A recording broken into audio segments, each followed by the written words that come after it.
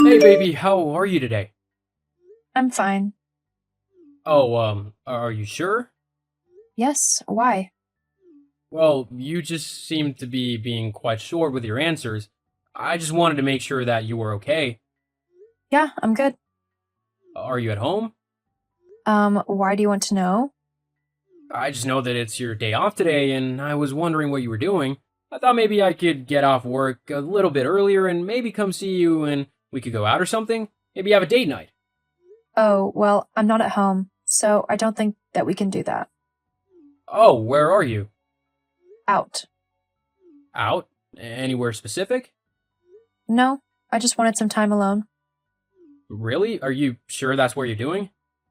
Yes, I'm sure that's what I'm doing. Why are you doubting me? Do you honestly not trust me that much? Geez, talk about an unhealthy relationship if you can't even trust me to go out and have a little bit of me time. Yeah, it's just I'm sitting in the car outside the house and I can clearly see that your car is still in the drive, but so is a strange car I've never seen before.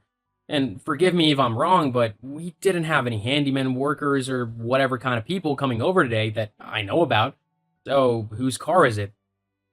Wait, you said you'd be home in a little bit. Not that you were home now. Is that a problem? No, actually, it isn't. The car is Daphne's. It's her new one, and she asked me if she could park it here for a while whilst her drive is being repaved. Well, that's a coincidence, isn't it? What is? Well, I stopped by Daphne's house on the way over. I needed to give Steve some of his tools that I borrowed, and her drive was perfectly fine. No one was working on it or anything, and she never mentioned getting a new car at all. Strange, isn't it? Fine then. You want the truth? Why don't you come and see it for yourself? I'd rather you tell me the truth, to be honest. It's the least you owe me. Fine. The truth is that right now I'm upstairs, in the bedroom with my boyfriend. Uh huh, and is this a one off thing, or have you done this before? This is definitely not a one off thing. I've been seeing Justin for months now. And you didn't have any idea at all, lol. I've finally found my true soulmate. You've found your soulmate? Yeah, I met him in one of the clubs that I went to with my friends about 6 months ago. We really hit it off from the moment we met. We danced all night and even spent the night together. Since then, we haven't been able to stay away from one another. We've been sneaking around, meeting each other either here or at his or at a hotel. It's been quite fun, really. He's so much better than you. He's fun, adventurous, and very handsome. Uh huh, I see. Is that all you've got to say? I've been cheating on you for months now, and you can't even be bothered to argue with me about it? How pathetic are you? Well, why would I want to argue and plead with a woman who clearly has no remorse over what she's done to me? You don't care that you've broken my heart or that you've just completely destroyed all faith and trust I ever had in you, and that it's probably very likely that I won't be able to trust another woman for a very long time. So, why would I want to plead for you to repent for what you've done and stay with me? For all I know, you could just turn around and find someone else to cheat on me with. Well, I mean, have you met you? I don't think anyone would blame me if I did. And why's that? I haven't done anything wrong to you, ever. In fact, I'm pretty sure I've been a very good and loving husband. I often bring you little gifts and things that you like and try my hardest to make sure that you're happy. So why would people not blame you for cheating on me?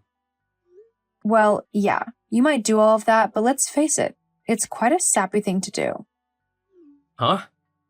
Yeah, like, it's nice every now and then, but the fact that you're always nice and kind and thoughtful is kind of annoying, actually. It always makes me feel like I'm not putting in enough effort into the relationship or something like that. And you know what? What? Sometimes it would be nice to have an argument, to not feel like a perfectly happy couple all the time.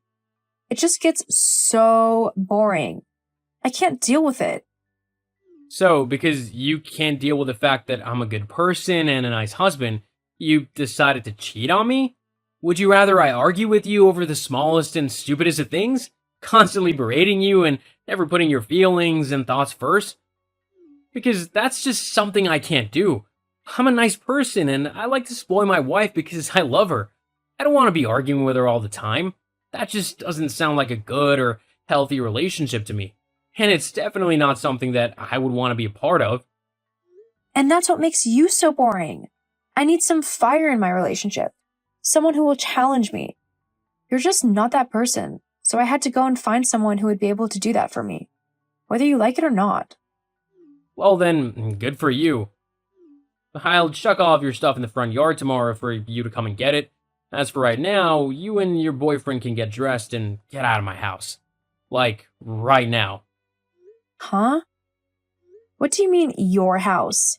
This house is mine. I'm the woman, so I should get the house if we split up. That's just the way that things work, so you need to deal with it. No, actually, it isn't how things work. Yes, it is. I live in this house, so it's mine. I pay all the bills and the mortgage, so it's actually mine. What? That's not true. It doesn't matter who pays the mortgage. The house is always the woman's property. Nope, because I have physical financial evidence that I've been paying for the house, and the fact that the contract is in my name, I get the house. And I get to decide who stays in it and who doesn't. And surprisingly, you're not someone that I want in my house anymore, so either get your things together and move them out yourself, or I'll just chuck them into the street, okay? What? Why are you being like this? Why are you being so apathetic? You should be fighting to keep me, not helping me move out. I thought you loved me. Yeah, well, lately, I've just found myself not wanting to be around you. You're horrible on a daily basis towards me, and you keep disrespecting me no matter what I do. It's never good enough for you. I don't want someone like that in my life. Not to mention that you're incredibly selfish and self-centered. I just can't stand your childish behavior anymore. I mean, it's like trying to deal with a toddler. But You leaving is probably the best thing that can happen for me. fine then. I will leave. And when you come begging for me to take you back, you better hope I'm in a forgiving mood. I have a lot more self-respect than to do something like that, especially to someone like you. I deserve someone who actually wants to be with me, not someone who's gonna cheat on me the second they get bored. Well then, you might have to work on how interesting you are if you don't want women to cheat on you. Just saying. Whatever, May. I'm done talking to you now. I'm gonna go, so please don't bother trying to text me again. I don't want to hear anything that you have to say. I'll leave for an hour, and by the time I get back, you better be gone from my house, along with your boyfriend. You can come back tomorrow to collect the rest of your stuff, but for tonight, you only have an hour, so get what you think you'll need. God, you are such an asshole. Fine then. I'll take what I can. But you better not touch anything else until I can get it tomorrow. Trust me, I don't want any of your rubbish. Whatever. I'm going now. Oh, hello. Is this Felix? Yes, this is Felix. I'm sorry, but your number isn't in my phone. Who is this? It's me. I'm sorry, I recently got a new phone and haven't had a chance to transfer all my contacts over. Oh, it's your wife. Sophie? No, it's May. Hi. Oh, May, why are you messaging me? Well, I was just wanting to check in. It has been 3 years. Yes, it has been quite a while. How have you been? I've been doing well, thank you. And you? Not too bad. It's been a bit strange and different without you, though. Well, that was your choice. You had every option to be with me and to be happy, but you chose not to do that. Yeah. I guess I did. But still, you must have missed me as well, right? You can't actually live without me, I'm guessing, as I'm kind of unforgettable. But don't worry, I won't make you beg or anything to take me back. I'm willing to just forget about everything that happened all those years ago and go back to how we were. I think I would quite like a man to treat me right again, to shower me with love and gifts, and just be generally nice and safe. I've missed having someone dependable like that in my life. Like you. What are you going on about, May? I thought you were living with your soulmate now. Yeah, I am. I mean, I was. We kind of broke up. I'm sorry to hear that, but it still doesn't explain why you're messaging me. Well, we broke up because he was cheating on me, and I don't know, it left me feeling truly awful. Like, I thought we were so happy, so why did he do that to me? I couldn't say. It really messed me up for a little while and made me lose all trust in men. Plus, with him gone, I had to get a job of my own in order to continue paying the rent on the apartment I am living in and all of the other bills as well. It just got me thinking about how I had pretty much done the same to you and how terrible you must have felt. How it probably damaged you and your faith in women. So I wanted to apologize, and I thought that maybe we could give us another go.